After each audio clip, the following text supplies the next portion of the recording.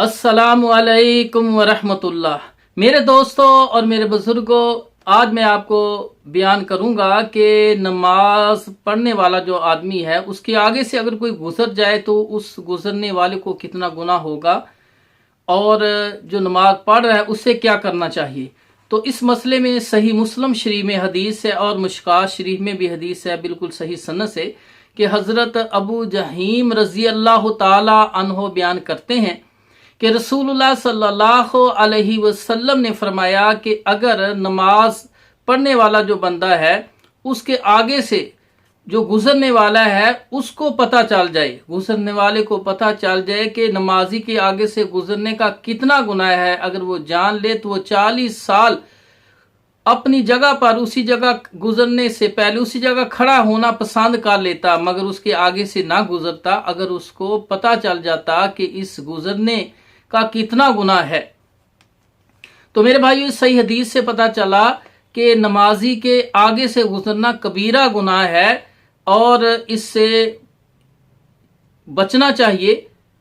और नमाजी को क्या करना चाहिए, इसी तरह मुश्कात शरीफ में सही सन से हदीस है और मुस्लिम शरीफ में भी है कि अल्लाह के रसूल सल्लल्लाहु अलैहि वसल्लम ने फरमाया, अगर तुम्हारे सामने से नमाज पढ़ते हुए तुम्हारे सामने कोई गुजरे तो उसको अपने हाथ से रोको, अपने हाथ से उसको हटा दो।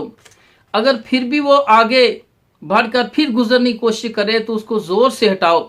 और तीसरी बार अगर वो गुजरे, फरमाया फल यू कातिलू फहुआ शैतान, वो उसके साथ झगड़ा करो क्योंकि वो शैतान है। तो मेरे भाइयों, इस सही हदीस से पता चला कि एक तो पता चला कि नमाज पढ़ने वाले के आगे से नहीं गुजरना चाहिए, दूसरा यह है कि नमाज पढ़ने वाले को चाहिए कि वो अपने हाथ से उसको रोके, पहले नरमी से, फिर दूसरी बार जरा सख्ती से, तीसरी बार उससे भी सख्ती से, वो झगड़ भी सकता है उसके साथ।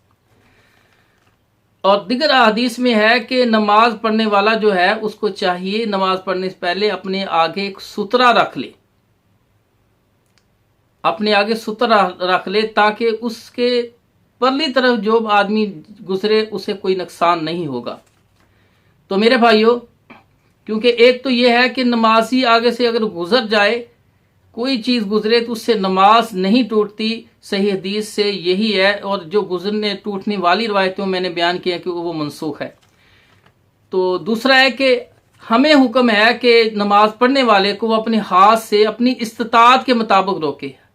इस्तात जो है, जिस तरह फरमाया नका नौजवान जो नौजवान है उससे चाहिए कि वो अगर इस्तात रखते तो नकाह करे।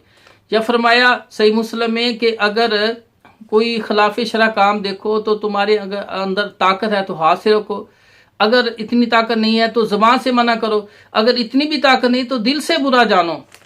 तो इस्तात और ताकत को मद्देनजर रखना है। ये ना हो कि बच्चा गरीब का हो तो कोई मसला नहीं, अगर वजीर का हो बच्चा और एक ही बच्चा हो तो उसका बाप भी दूसरी तरफ नमाज पढ़ा और देख रहा है और छोटा सा नन्ना मुन्ना बच्चा तुम्हारे सामने से गुजरे और खींच के तुम उसको थप्पड़ मार दो, उसको धक्का दे दो और ज़मीन पे गिरे, उसके चोटें आ जाएं, तो जनाब फिर हदीस पर तुमने अमल कर लिया, शैतान से को हमारा, लेकिन इसके बदले में तुम्हें भी फिर तकलीफ उठाना पड़ेगी। तो इसी को इस्तात कहते हैं कि हिकमत अमली से मकसद तो ये है कि तुम्हारी सुथरे वाली जगह से तुम्हारे आगे से वो ना गुजरे, नरमी से कुछ तरीका इख्तियार किया जाए, इस्तात के मुताबिक रोकना है, हमें चाहिए कि रोकना है। लेकिन अगर इसके बावजूद वो गुजर जाता है तो गुनाह उस पर है। इस बारे में 2-3 मसले वाक़यात आते हैं। एक सही वाक़या जो सही बुखारी और सही मुस्लिम में किताब सलात के अंदर आता है।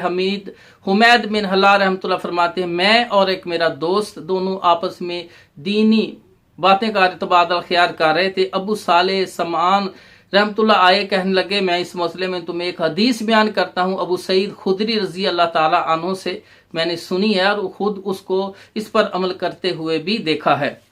कहते हैं कि हम जुमा की नमाज पढ़ने के लिए मस्जिद में गए तो हम लोगों से अलग एक सुतरा बनाकर हम नमाज पढ़ रहे थे। तो कबीला बनु अबी मोईत का एक नौजवान आदमी वो अबू सईद खुदरी रजी अल्लाह ताला के सामने गुजरा। तो अबू सईद खुदरी रजी अल्लाह ने हाथ से उसको इस तरह करके पीछे गर्दन की तरफ हाथ रख के पीछे धकेल दिया। अब उस नौजवान को जल्दी थी, उसने इधर देखा और गुजरने का रास्ता नहीं है, तो फिर वो तेजी से फिर आगे से गुजरने लगे। तो अबू सईद खुदरी ने उसको गर्दन से पकड़ खींच के धक्का दिया।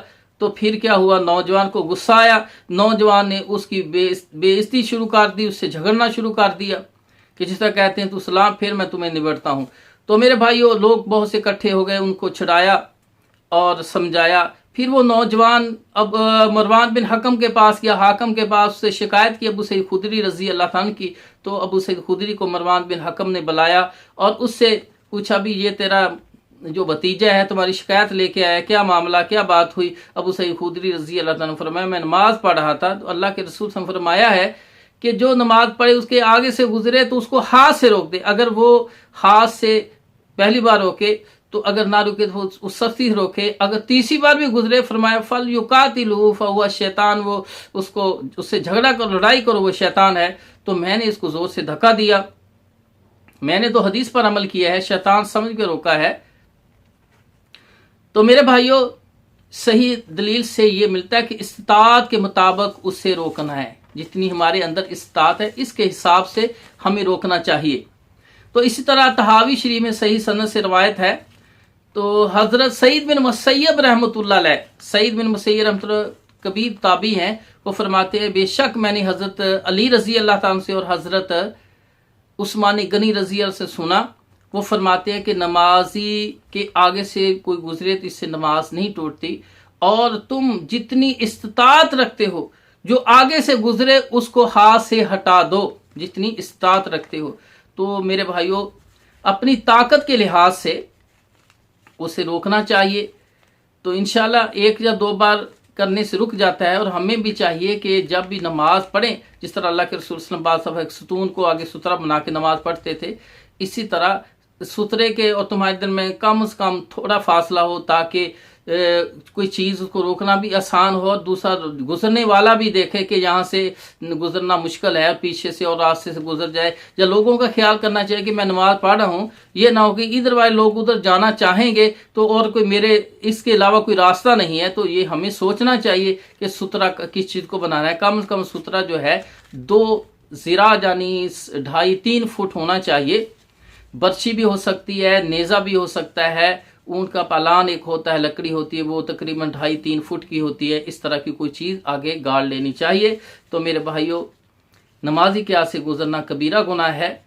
अल्लाह ताला से दुआ है अल्लाह हमें किताब सुन्न पर अमल करने की तौफीक अता फरमाए। व आखिर दावाना अनिल हम्दुलिल्लाहि रब्बिल आलमीन।